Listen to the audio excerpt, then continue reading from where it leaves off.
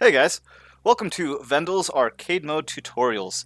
So, I'm actually new to the YouTube scene, and this is going to be my first video, but I'm hoping to make these a weekly thing. The purpose of these videos will be to discuss Arcade Mode, some of the things that are going on with it, and how to get through each one of the weekly quests. Now, Arcade Mode's really interesting. It's a topic of much debate online, because it's one of the few things locked behind the paywall with the recent Wulin update. Arcade Mode's, in my personal opinion, awesome. It's got a lot of fun things that it adds to the game, a lot of versatility, and a serious challenge. Some people disagree with the difficulty, and I personally wouldn't have any problem with it being made a little bit easier. But at the same time, I do enjoy the challenge, and I want to show people that, well, most of the quests are very doable. So, this week up, we have this first quest, the Lubi of Daubeny. Now, all the past quests have featured one of the specific factions. There's been some with the Valkyrie, some with the Shaman as the main idea, and then, last week we had the Shinobi and Aramusha, which was actually one of my favorites because of the strategy involved in making its way through everything. But this week's, the Lubi of Daubeny, it features the Knights, and some of the things that make them great, including, you guessed it, lots of shoving. Alright, so getting into it, I want to discuss a little bit about different characters you can choose to play with.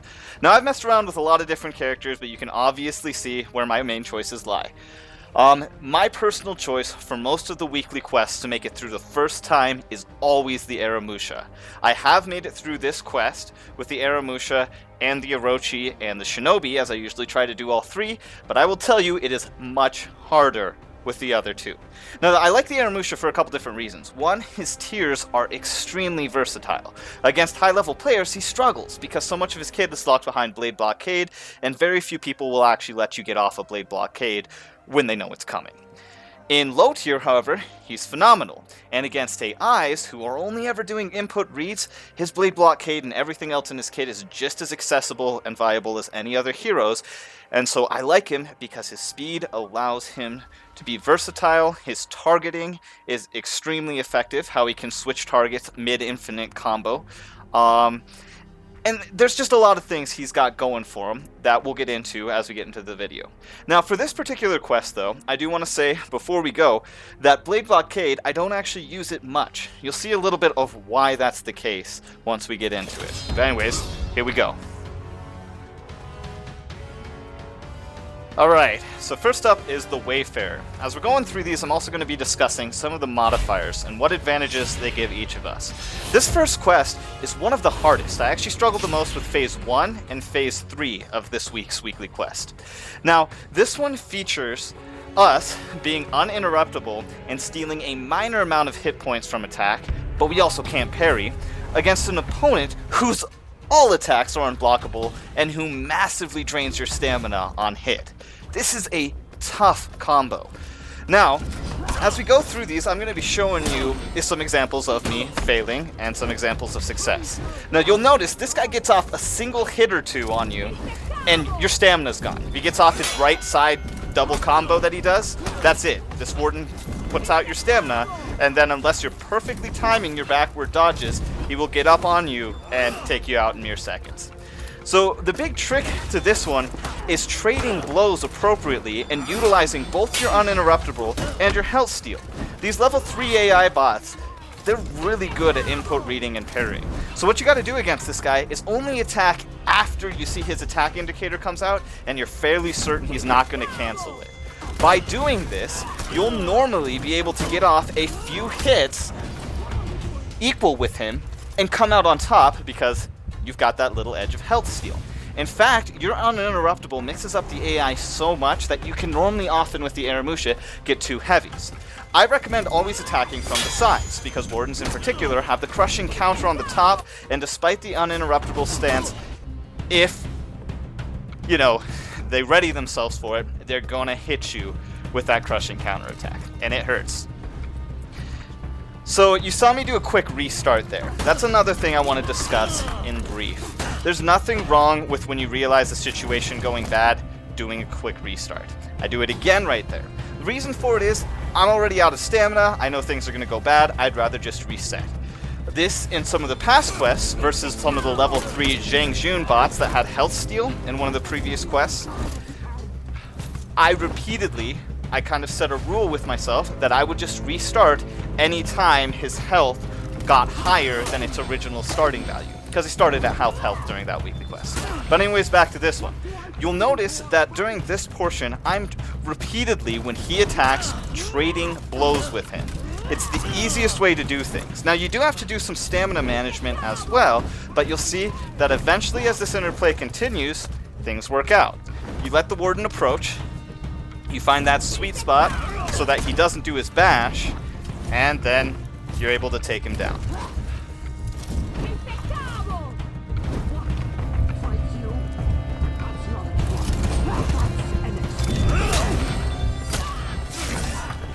And there we have success. So again, with this one, I struggled a long time with trying to get this one right, but it really does just come down to eating a few of his hits so you can trade blows with him, utilizing your health steal and uninterruptible. So this quest is actually really easy. That doesn't mean it's anything to take lightly, because you can still get messed up, but I'll show you why it's so easy here as we get into it. You've got massive hit point gain on kills. That's extremely important. Both of your enemies have really crappy damage. This makes it very simple to deal with them. Now, the Centurion's blindness can be a little bit of a problem, but it's not so much of a big issue that, well, that you'll actually even be enduring it most of the time. To be honest, by using both of their low damage, you can fairly safely get yourself into revenge mode. Now, you do need to have some situational awareness, or you're going to end up landing in some of the traps or the crowds of minions on the side. But the minions in this particular quest are actually here to help you. And a small example of this help comes right here. I'm a little low on health, so what do? I roll away, take out a few of them, and with 3 of their kills, I'm back at full health. Now, I'm going to suffer here, because obviously my situational awareness has been lacking. That's 2 bear traps I've fallen into now. I'm not doing too well, and well, admittingly, I kind of deserve how this ends.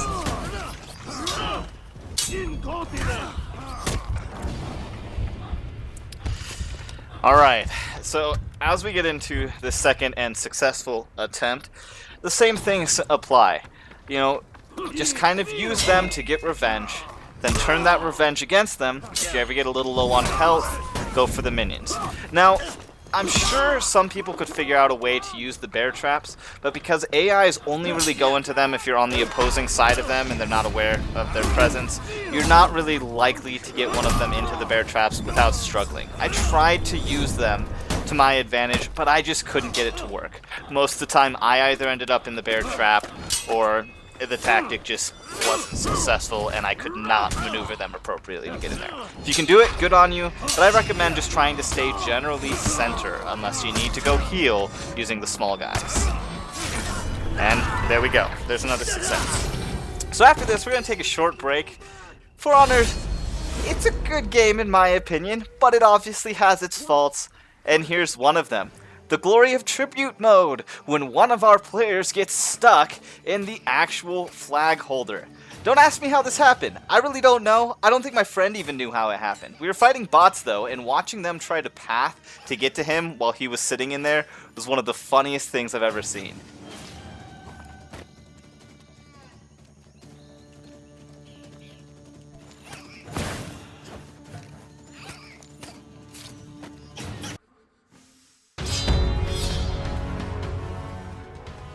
Alright, this segment, the 3 Titans, is in my opinion the hardest of this week's weekly quest, of the Lubi of Daubeny.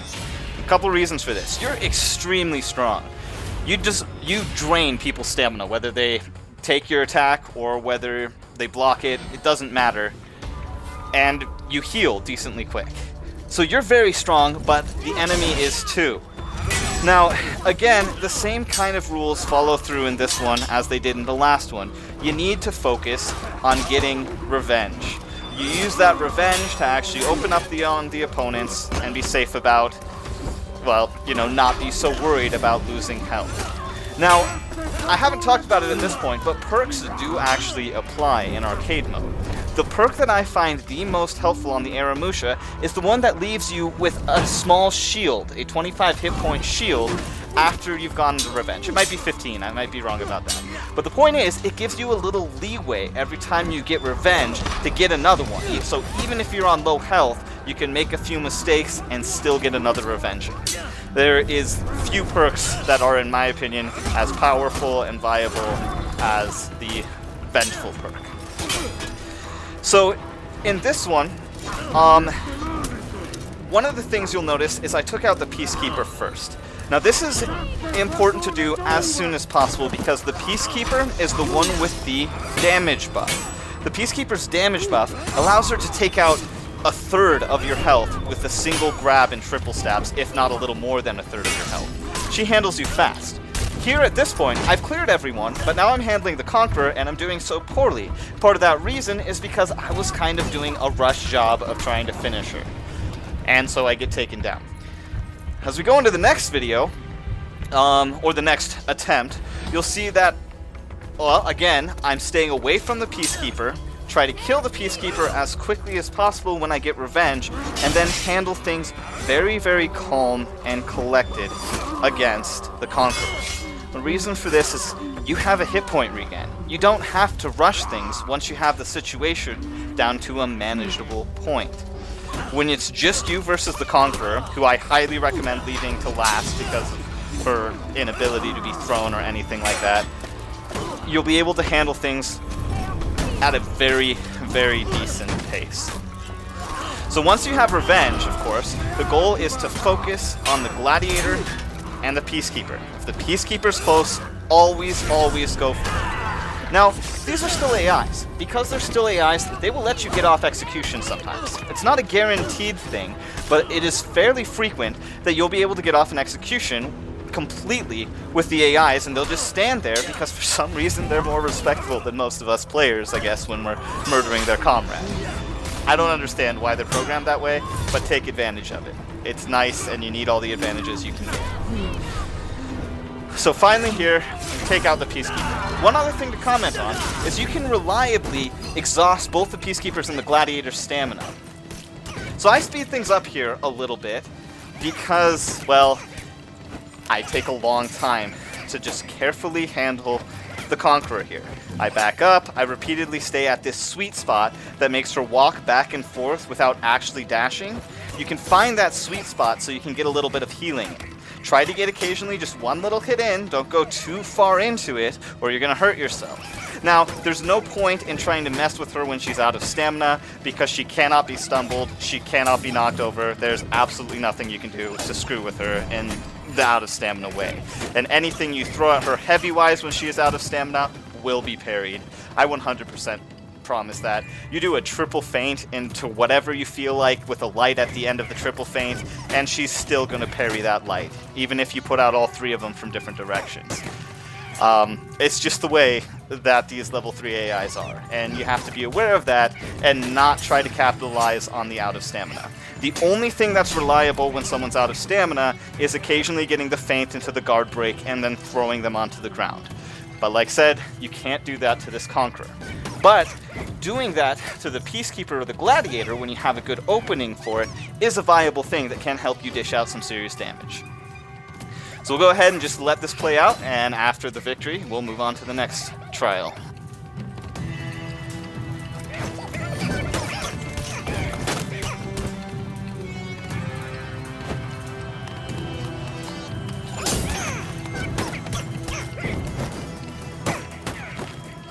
I can feel it coming, and here's going to be the glorious finish. There it is. So, next up is a sneak peek of how crappy the fourth fight can be. Fourth fight's actually pretty easy, but you gotta watch out for the Warden, or this'll happen. So the Warden always opens with a dodge roll right at the beginning to get behind you. Maybe not every single time, but most of the time. Centurion will follow up with a ground stab, and the minions will literally eat your face off. This isn't what we want to happen. And finally, the last trial is not a trial. And it really isn't. This quest is pretty easily as long as you don't let the Warden get behind you and gank you. The Centurion will capitalize on you being knocked over, and it'll go bad. So let's talk a little bit about modifiers. So, first off, we drain heavy hit points from attacks. This is valuable because it just makes us able to steamroll things a little bit, and we also do decent damage when we get low on hit points, further increasing our regenerative capacity. The Centurion is unblockable. Scary, but not unbearable. Warden knocks you down. That's what you gotta watch out for. Then the Lawbringer, well, he's actually your best friend. He does less damage. This means that whether he's beating you up, trashing you with heavies, whatever, he's not going to kill you. He's just going to nitpick at you a little bit and build up your revenge for you, which of course is exactly what we want to do. As he's wrecking you, as the others are, just try to stay away from the Warden. Keep the others in between you, and things will work out.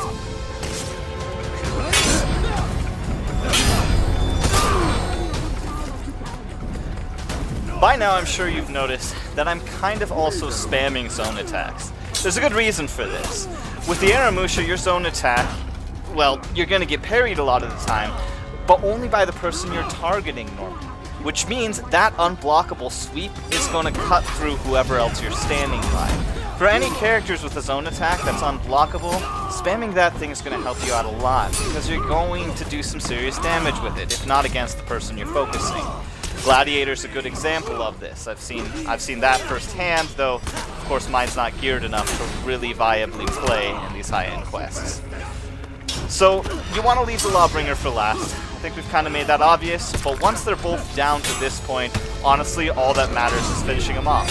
Just like in Quest 2, another big thing that gives you a serious advantage in this one is the minions.